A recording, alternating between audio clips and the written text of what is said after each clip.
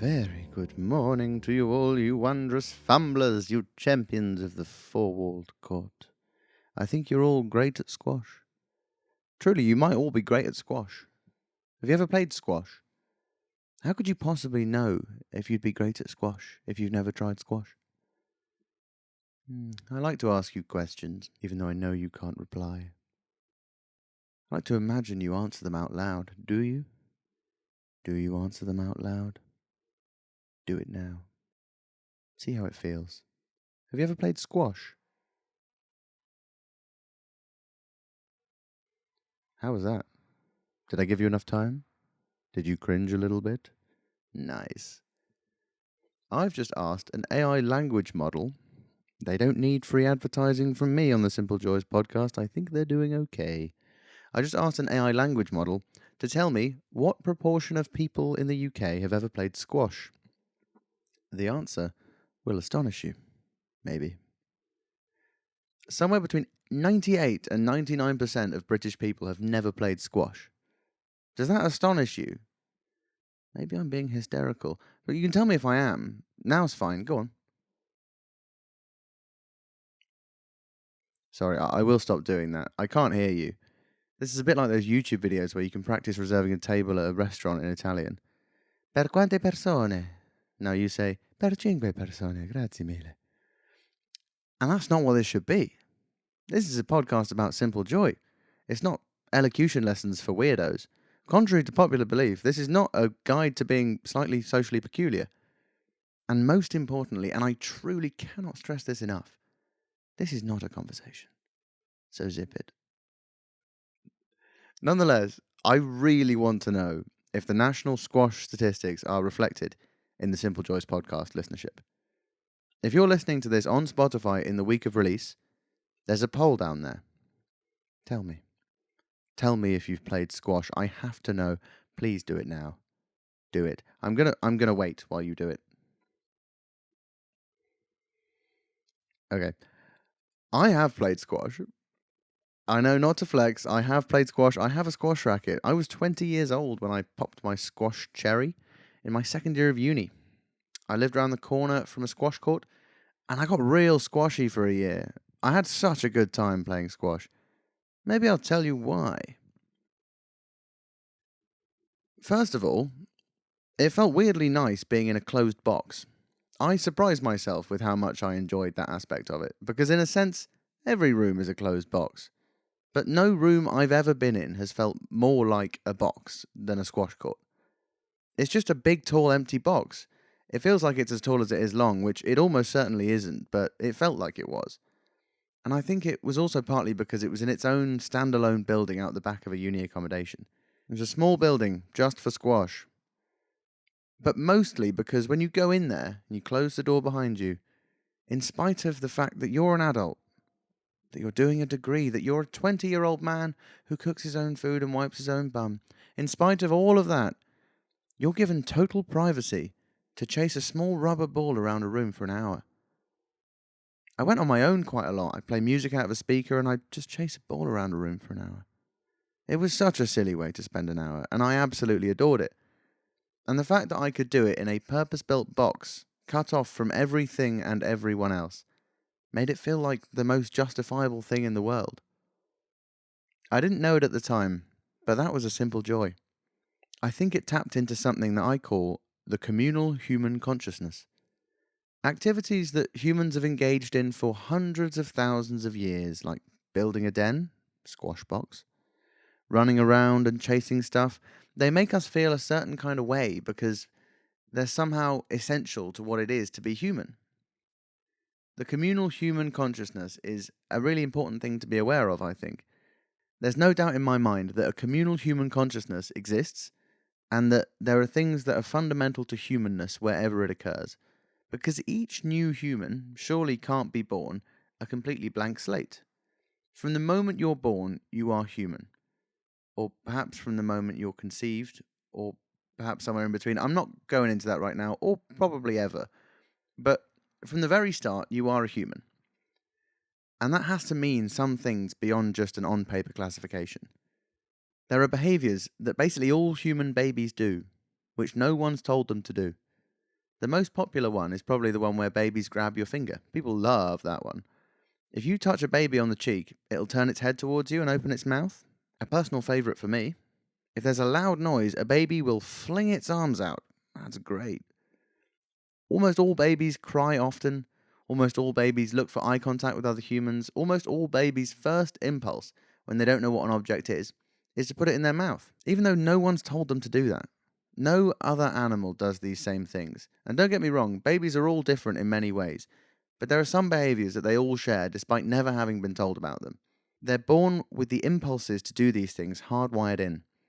These things are unequivocally human things.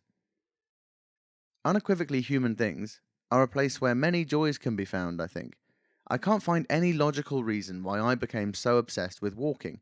It's not nearly as engaging as Instagram Reels or a good Netflix show, but the most plausible explanation I can think of is that humans have been walking around for so long, and walking has been such an essential part of human existence for so long, that it strikes a familiar chord within me, and I get some positive chemicals going on in my brain because my brain likes the fact that I'm getting real human with it and wants to encourage that. Our brains and our bodies have been practically the same as they are now for somewhere between 200 and 300,000 years. But our lives today are so hugely different to the lives we had literally 1,000 years ago. Our brain wants us to walk lots, build dens, chase things. It rewards these things with chemicals that make us feel good. But these things hardly feature in our lives today, or at least far less than they used to. In a way, by inventing lots of clever things to streamline our lives, we've stopped doing many of the things which, as far as our brains and our bodies are concerned, we have to do as a requirement of being a human. Walking, building dens, chasing stuff, whatever it is. Is it truly a success story of the human race that I'm sitting here speaking into a microphone in my bedroom, instead of trying to use the objects around me to create a roof over my head so that I don't get wet or eaten overnight? I'll leave that to you to decide, and please don't tell me. No poll for this one, no pregnant pause either. Podcasting is important. Zip it. If you, like me, believe that there's a communal human consciousness, then there's something else you have to confront. You are not as unique as you think you are. And I don't mean that in a nasty way. You're going to live your whole life inside one single brain, through one pair of eyes, ears, nostrils, hands, mouths, and you'll never get to try out another person's experience of living. So it's easy to believe that your experience of life is unique to you, and you start becoming a metaphorical island, even without realizing it. But you're not. You're a human, and you share so much of yourself with billions of other people. When you were a baby, you gripped someone's finger, and so did I, and so did pretty much all of us. Sometimes it can be handy to remember that. When you and I were babies, before we knew anything about anything, we did really similar stuff. You can't know if anyone else sees the world like you do, but sometimes it can be nice to choose to believe that they do, because they probably do. But there's a reason why I said we should be aware of the communal human consciousness rather than just to bask in its sunshine, because it's not all sunshine. There are parts of the communal human consciousness which are not so nice. We're naturally anxious, and for good reason. For hundreds of thousands of years, our greatest fear was being killed and eaten by a large animal. Literally, for 99.9% of human existence, that's been an issue. And the anxiety was pretty damn helpful to our survival. It kept our bodies and minds in a state of readiness, so that we could absolutely leg it if a lion turned up. Now, not so many lions about in South London anymore. Times have changed, but our bodies and our brains haven't. We still have that stress response hardwired in, and we don't really have a use for it anymore. So we get anxious about other stuff that we wouldn't need to jump out of our skins and run away from. But our brains still give us that feeling that we're under attack. Nowadays, we're naturally predisposed to lie in bed at night with actual existential fear of our unread WhatsApp messages, or of that job application you haven't done, or of the disturbing rise in cheese prices. It's no wonder you can't get to sleep. Your body is in a state where it would be ready to jump out of the window to escape a bear. What else? We're predisposed to be tribal. Your survival depended on the strength of your connections with other strong people, and it seems like those bonds have always been formed more through exclusion than inclusion. If there's going to be an in crowd, then some people will be kept out, and that breeds hate. I don't know much about it, and I won't claim to, but it seems that way to me. And one final sinister thing to consider is that, historically, across the whole span of human history, a very small proportion of sex has been consensual. So as I say, our communal human consciousness is light and shade, and we have to be aware of the wide variety of ways in which it enters our lives. I don't think it's a valid excuse for bad behaviour. Your hardwiring as a human will never have the final say on a decision, but it will push and pull you in certain directions, and it's not helpful to ignore it. The second reason I like squash is because of the texture of the ball. It's rubbery, hollow, and squishy. Squashy. Yes, that is actually why it's called squash. I've Googled it so that you don't have to. I'm a nice guy. It's called squash because it uses a squashy ball. It developed from the game of rackets, a game with the same concept: take turns to hit a ball against a wall, win by hitting a shot that your opponent can't return legally. Rackets was invented by inmates of London's prisons in the 19th century. Apparently they would play it in the yard, and they would use a hard ball. I'm struggling to get a read on exactly what that ball would have been made of, but I'm assuming it was something hard covered with something slightly less hard, like a cricket ball, but smaller. I won't take any questions on that, but please do comment if you know. At some stage, someone decided to try it with a squishy ball. Compared to a hard ball, a squishy ball doesn't bounce nearly as high off the ground or far off the wall, so the game became much less about power and much more about accuracy and strategy. You have to warm a squash ball up at the start of the game to get it bouncing correctly. A cool ball bounces less than a warm ball.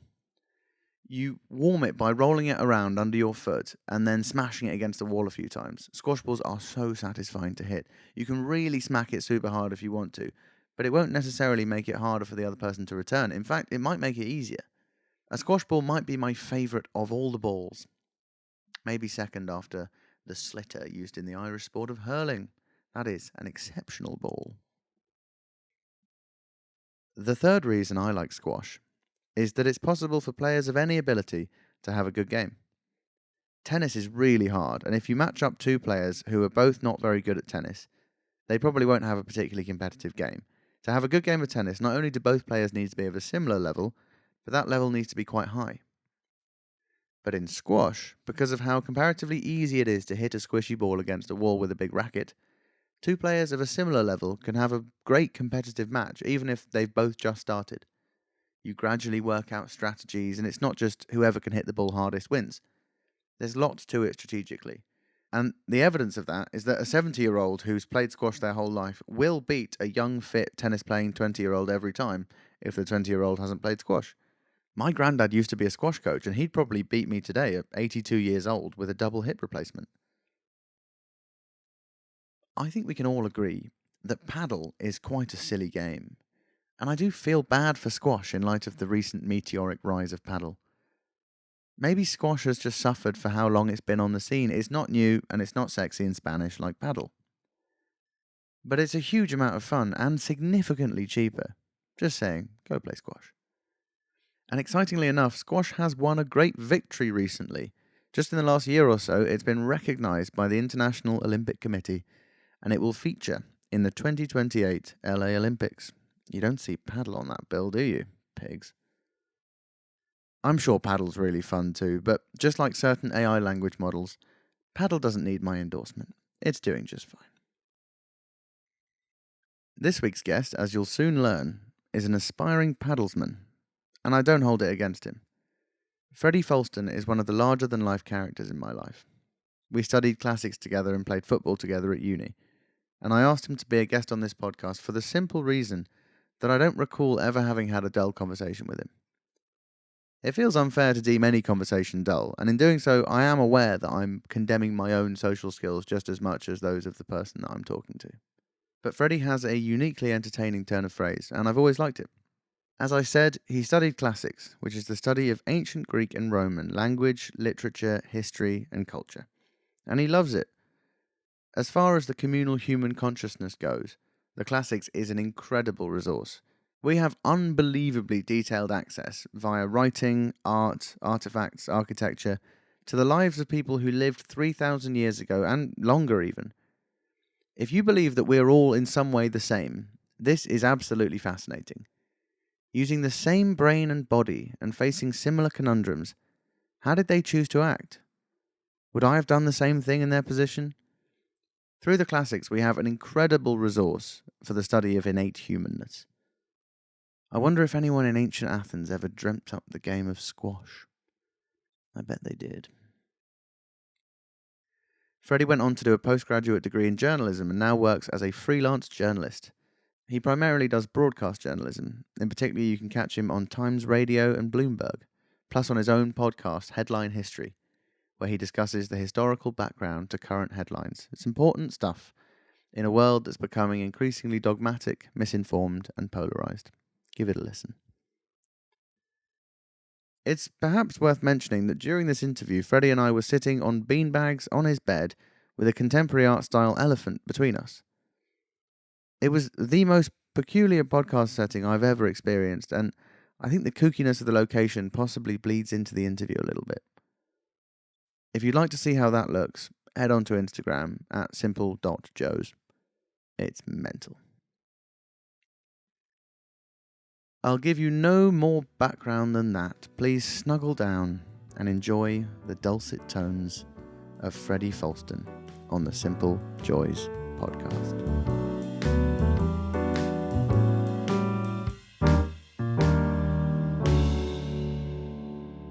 And I must say, for a Tesco Express, it's giant. I don't know. Maybe it's just the sort of freeze on the top there. It's a whopper, isn't it? Yeah, but it's got everything you need, really.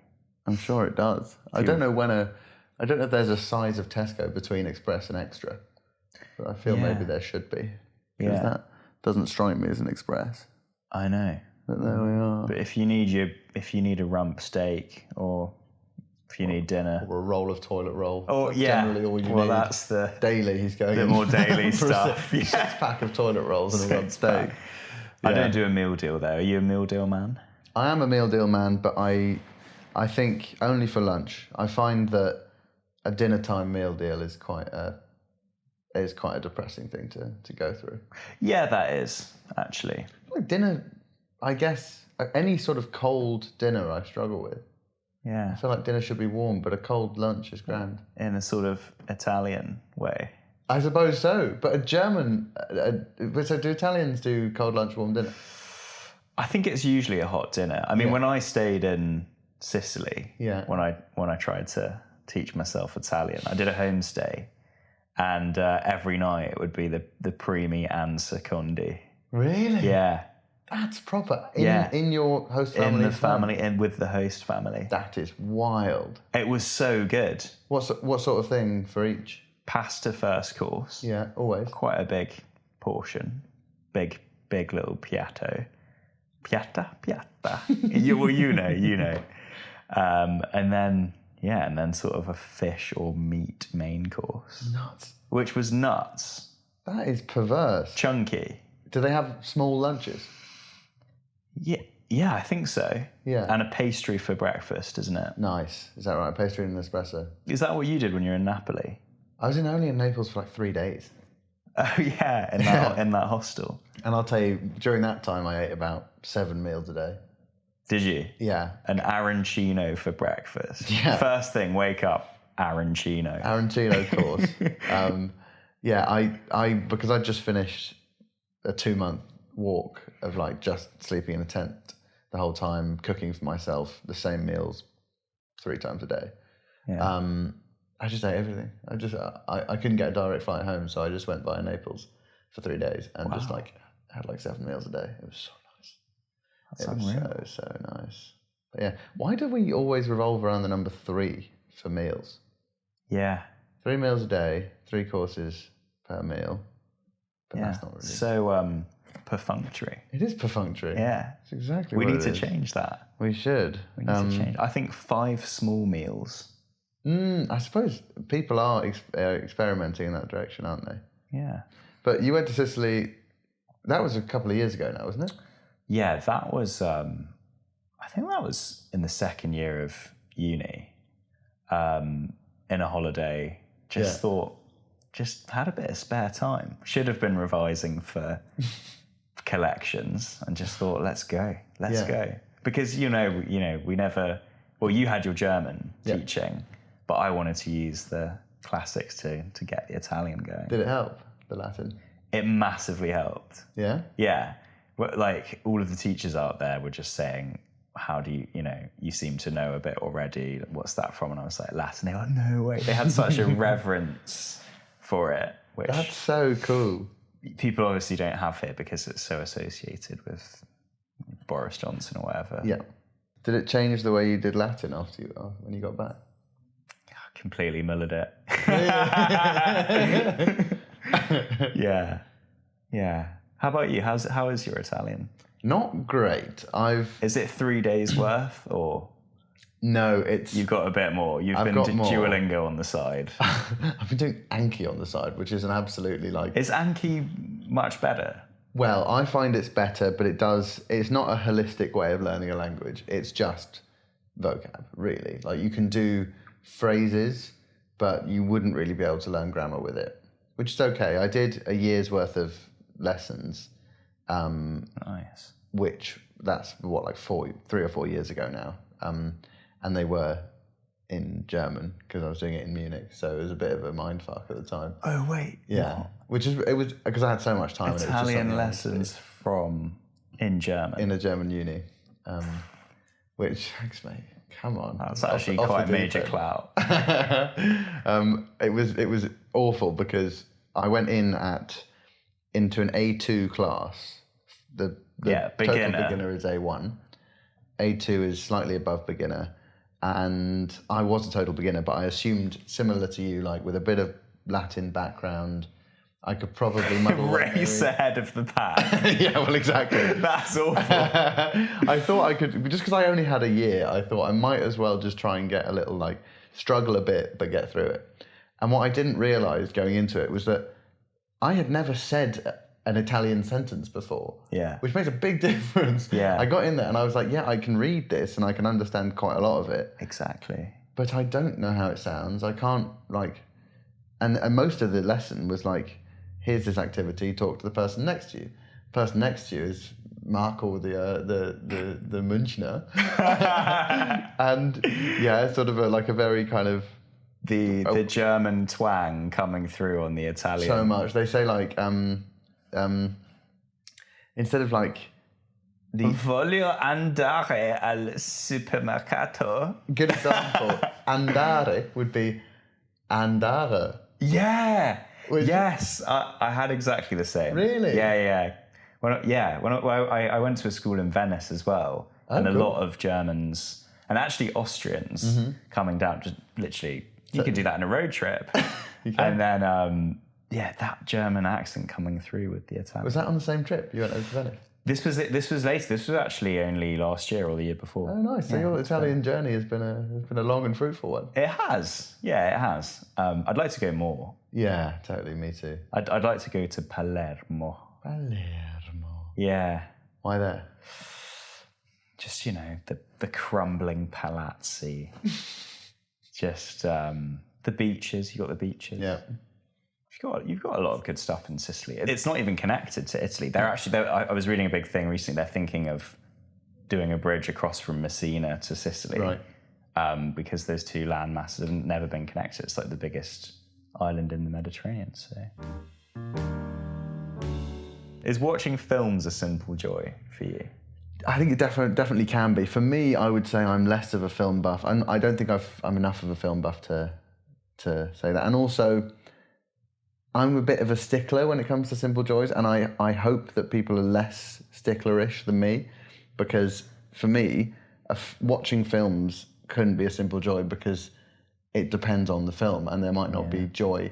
Something that could be a simple joy is, say, lying on my sofa in my living room watching TV. That's specific enough, and it can be the same thing every time. Because sure, I find that obviously watching a film, you don't know what you're going to get. Pick and mix. Yeah, but something specific within that would be. But if someone were to tell me that films are a simple joy for them, I wouldn't pull them up. So for you, does a simple joy have to be a simple thing that you repeat most days? Not is it regular? Do you have to keep your simple joys regular? No, and I do think there are some simple joys that could be good for how sparingly you do them. But I think... a fleeting simple joy. Yeah, and something that's sort of valuable because it's not every day. But I find... Like this. Well, quite. Like being sat here with this elephant. I don't think I'll ever be and the raised guest doing this again. It's very unlikely you'll be doing this again. Astonished, to be fair. I mean, this. I'd love to record with you again, don't get me wrong, but with this setup, we'll see. We'll have to see. Yeah, this elephant I think could definitely be a simple joy. I do love the design. I think it's really, really nice. And a simple joy, it doesn't have to have any meaning. No. It could just be aesthetically appealing, like this guy. Well, this leads on to one of my favourite of the 3 questions I sent you. Yeah. Which is, what's the best thing you own? I think this would be a contender if it was mine, but I'd like to know if that's something that you've given any thought to. The best thing that I own? Probably the bird's eye fish fingers in the freezer. Now, is that feels like an everyday simple joy? That's a simple joy. Yeah, just because you know what you're getting. I think going back to a simple joy being something that's you know what it is. Yeah, you know? It's crunchy, it's golden. You can have it with a slice of lemon. You can have it with peas. You can have a whole frozen meal and not feel bad about it because it's healthy. Is it? What? Well, fish fingers themselves aren't but the peas. The peas are healthy. Vitamin C. Are you? What are your So you're not always doing a sandwich. You're not always doing. Do you do fish fingers multiple ways? Oh, were you assuming that the fish fingers go in a sarnie? Not necessarily. Because you're very wrong. Of course I am, and I'd like to be. Do you never do a fish finger sandwich? Would your default be to go for the sarnie? Yeah. Really? Mm-hmm. Just extra element, an extra dynamic to it. What, the bread? Because I wouldn't. I just fish fingers on their own. Straight down the gun. Straight down. Literally one bite. You don't even put them in the oven. One bite. Yeah. straight out of the freezer. Been overcooking them recently. I have them quite a lot. I realised you only need 12 minutes on them. Oh yeah? Is that not what they say on the box? Yeah, but I don't always go by the recipe. Right. You get carried away. You're having so much fun. But they are fun. Yeah. What exactly about them? As foods go, fish fingers are fun. They're fishy, they're fingers, and they're fun. I would say that they are the best way to convince a child to eat fish. Yeah. And as a result, they are associated with children.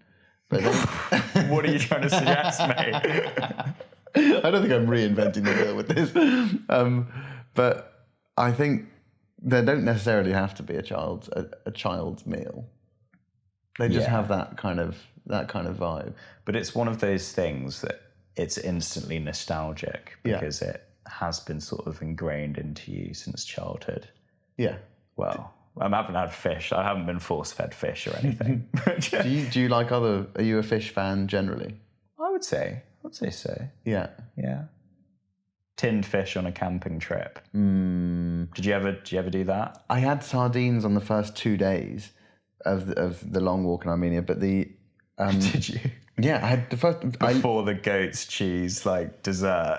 the goat's cheese course followed by whatever the Armenian. It did feel quite indulgent, to be fair. Did it? Did you just have it in your pocket? Just the sardines loose. Yeah. You know Bob Mortimer? Mm-hmm. He's got that idea of pocket meat. He always carries a Scotch egg with him. Really, I quite like it. It's a bit foul. Yeah, I mean, but I like it. I like the idea of always having a Scotch egg. My brother often carries around a pre-boiled egg with the shell on. And that obviously is quite a good pocket snack because it has a natural way of keeping itself clean and you can keep it in a pocket like you could with a banana. The shell on? Yeah, so you shell it when you want it. You boil it in the morning and then shell it when you want it. From the breakfast buffet in a hotel, he will always take a hard-boiled egg and at some point during the day he will produce it and peel it and eat it. It will come forth. It will come forth from his pocket. It will seem like he's laid it, but in reality he's just pulled it out of his pocket. Yeah, it's a good magic trick. Where does he lay it from? His pocket. Anus. His anus. Yeah. Is that a paddle racket? It is, unfortunately, a paddle racket. Are you a paddle man? I'm trying to be. Why? Well, I want to play more. Yeah. Yeah, I always get into that stage where, you're trying to ask people to come and try to get people going, and you require something that doesn't happen. You need a four. Yeah. You need committed friends. Yeah, you do. Are you just going through friends at the moment? On my own. Going through friends. Please join. It's 80 quid. 80 quid, just me. It probably is about 20 quid each. Yeah, I'm sure. I'm trying to get into it. There must be courts in Battersea Power Station. That strikes me as the sort of place there would be. Mate, those ones are stupidly expensive. I bet. The ones in the park are a bit cheaper. Right. Do you want to play? Yeah, I'd love to play. I'm not brilliant. My dad plays quite a lot, and he's on one of those. And this is one thing that I think is excellent, because of how hard it is to find paddle partners, and you're relying on a rare stock. Yeah, we need more of them. That's what we need. That's the problem here. But like of it, you can get. I've heard people talk about paddle rankings. There's some sort of app where you get a bit like chess.com. You get a score for how good you are. No way. And then you can just link up with anyone else who wants to play on this day in this place. At your level. At your level. It's brilliant. And so you've never met them before. You make new friends. That's awesome. Who are at your level of paddle. I think that is quite good. And honestly, in terms of, I know that it's not just men playing paddle, but in terms of the male loneliness epidemic, I'm all for making new friends. Yeah, paddle might be achieving something. I hope you don't suffer from the male loneliness epidemic. Not right now. Yeah, I mean, not right now. I mean, look at this. Yeah, got this 3 guy. in a bed. Have we named him yet? And the little one said, or the big one. Yeah, well, come on, this is the big boy. It's a fucking elephant. He's hung. He's hung. You asked me, have I named him? Is your elephant? Well, let's name him together. Oh, that'd be nice. He's giving me Ernest. Oh, that's far too traditional. Okay, what would you like? All right, bin that then. I'll backtrack on that. Well, Ethel. Good. I generally finish by asking what your experience of thinking about the answers to the questions I sent you and that kind of thing, and the introspection of the simple joy, whether sort of what that did for you. Yeah, I was very aware of the process of actually slowing down and thinking. Were you? Yeah, because I think so much of where we're at the moment is all about kind of striving and trying to set out a bigger vision for your life. Yeah. And a kind of grand vision, if you like. And you often lose track of the everyday. I mean, I definitely do. I'm definitely guilty of that. And just thinking about the little things and sort of what you're grateful for on the day-to-day. Something I try and do. Did it feel like an act of slowing down? Yeah, it did. That's nice. Yeah, I mean, it was hard. I'll be honest, it was hard to sort of turn off the news. I just had podcasts, because I quite like a lot of podcasts. Yeah. It's all kind of coming at me in different directions. But once I did switch off that kind of noise, if you like, I think it was a good sort of process. And also just slowing down and thinking, okay, what do I actually value? Not broadly, but on a day-to-day basis. It's a good question. And actual actions that you take and things that you do, this could be something you do in the morning, things you do when you wake up, or I probably need more of them. I probably need more simple things. Yeah, I think at the very least an awareness of them for me feels nice, and I think that's good. How did you do it? Did you handwrite notes, or did you just ponder? I did. Yeah. You strike me as a handwriter.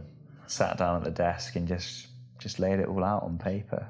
Good on you. How did you find the process? Of when you first thought of this podcast? Because you have to have the answers yourself. I do have to have them, and I do think it's changing as I've been doing this, which is nice. But the initial thing was the joy of walking up a hill. That's kind of where it started, because I'd never really done much hiking before last summer, and so it was new to me, this feeling of actual kind of ecstasy. You feel really almost high on this feeling of like breath. Yeah, it's genuinely like, it's a combination of the things that you're looking at and the physical exercise, obviously, and the concentration on just putting one foot in front of the other, the rhythm of it. I'm trying to work out what it is.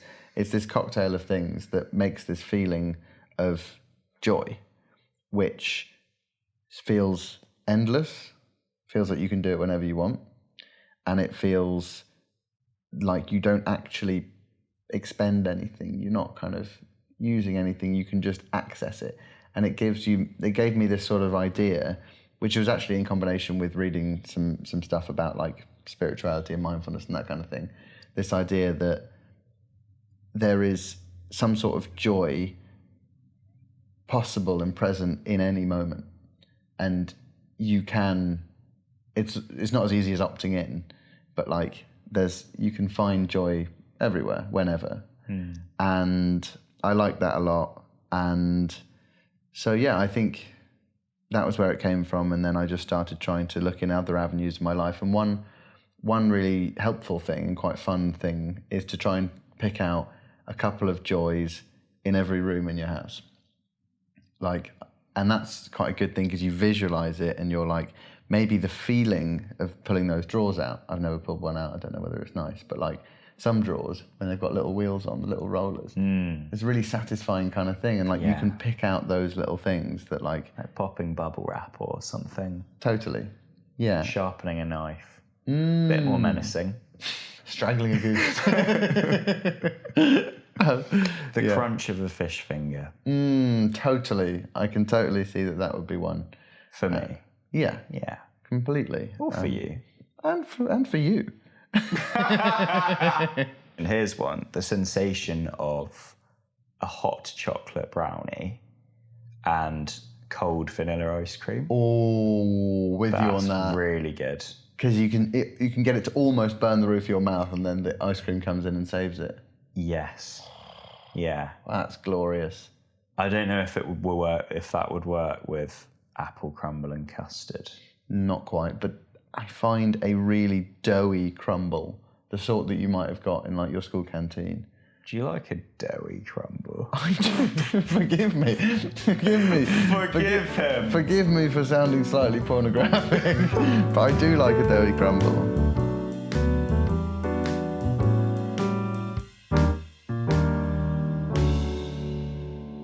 Oh, get in there, brother. What a time. As usual, not much to add, but a little passing thought. Every week, my lovely guests build on my own conception of what a simple joy is. And just now, Freddy said something nice which once again expanded the proverbial simple joy. He said that the act of thinking about his simple joys involved slowing down. And I love that. Because it implies that our simple joys are right there in front of us all the time, but often we're just moving a bit too fast to notice them. I think that's super true. When I'm walking up hills and for some reason I'm not enjoying it, I've learnt that the remedy, always, is just to slow down a bit. Slowing down makes the whole thing a little bit less strenuous, which allows me to actually pay attention to what I'm doing, how the ground feels under my feet, the muscles and the tendons and the ligaments, Lord knows, working in the back of my legs, the rocking of the rucksack on my back. The moment I tune into those things, I'm engaged and I'm there in the present moment, and often, without even noticing it, I speed back up. But this time, I'm not tired or angry or despairing. I'm full of the joys of walking up hills. So, this week, take the time to slow down. What's the rush? I'll say nothing more except that I've been busy on the interviewing front, and the conversations I've had with the next two guests have been a couple of the best conversations I've ever had. I've rarely come away from an interaction feeling as completely and utterly inspired as I did with these two. So get excited. Go forth and soak up the sun, and as you're rubbing the sun cream into your cheeks and nose and forehead, slow down. However fast you were going to do it, just do it a bit slower. See if that does anything for you. All my love, fuzzy munchkins. Till next week.